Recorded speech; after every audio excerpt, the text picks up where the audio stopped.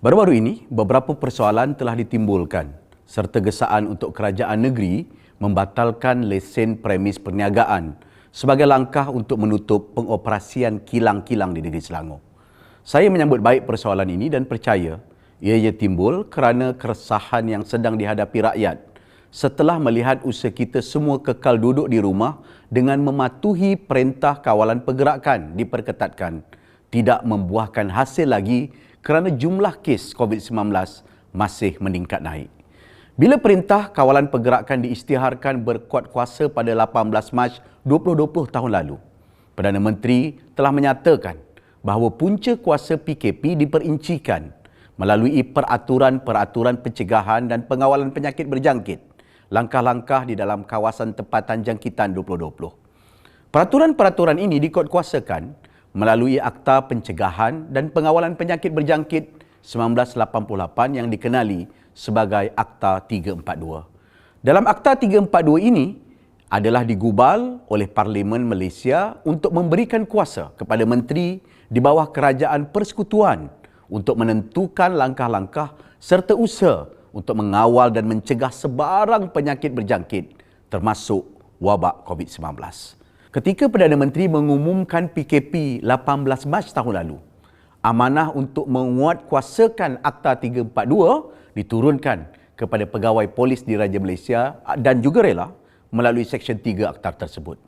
Umum mengetahui bahawa agensi-agensi ini adalah di bawah kelolaan Kerajaan Persekutuan. Pada 6 April 2020, Menteri Kanan Kluster Keselamatan Yang Berhormat Datuk Seri Ismail Sabri Yaakob yang juga kini merupakan timbalan Perdana Menteri Malaysia, telah menyatakan bahawa keputusan pembukaan dan penutupan sebarang premis perniagaan di setiap negeri terletak di bawah bidang kuasa Majlis Keselamatan Negara MKN dan bukannya di bawah bidang kuasa pihak berkuasa tempatan. Keputusan untuk membuka atau menutup mana-mana premis perniagaan, kilang dan sebagainya adalah ditentukan oleh jawatan MKN. Ditentukan oleh MKN. Ini bukan hari biasa.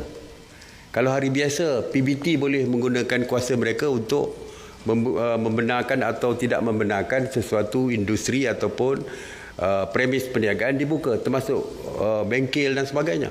Tapi ini bukan hari biasa. Jadi waktu ini MKN yang boleh mengeluarkan arahan dan boleh mengeluarkan SOP dan sebagainya.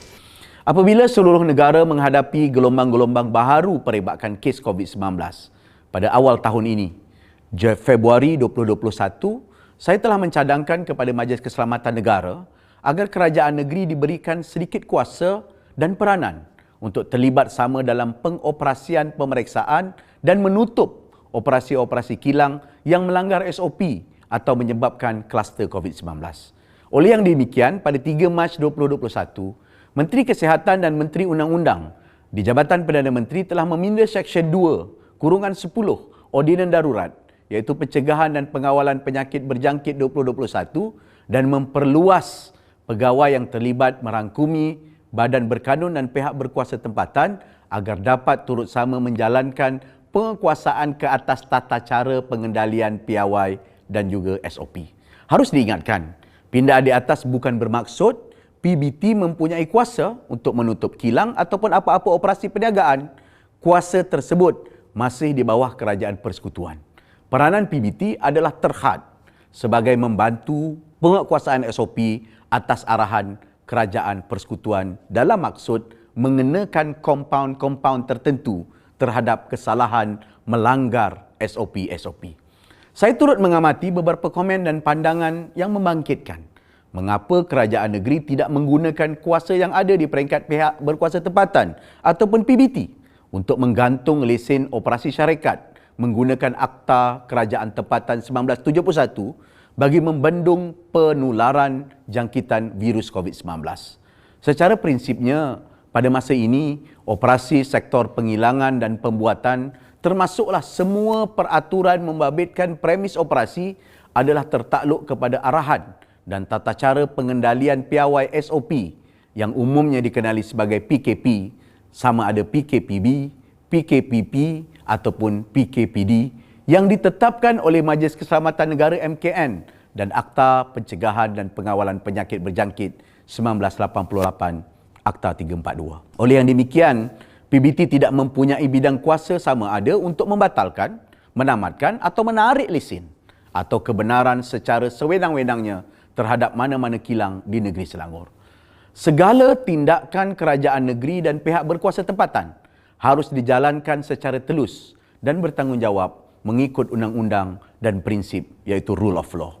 Sehingga kini, pihak berkuasa tempatan telah menganggotai satu operasi yang dikenali sebagai Op Patuh yang diketuai oleh Kementerian Dalam Negeri, iaitu satu usaha pemeriksaan serta penutupan kilang yang melanggar SOP atau menyebabkan kluster-kluster COVID-19 yang baru.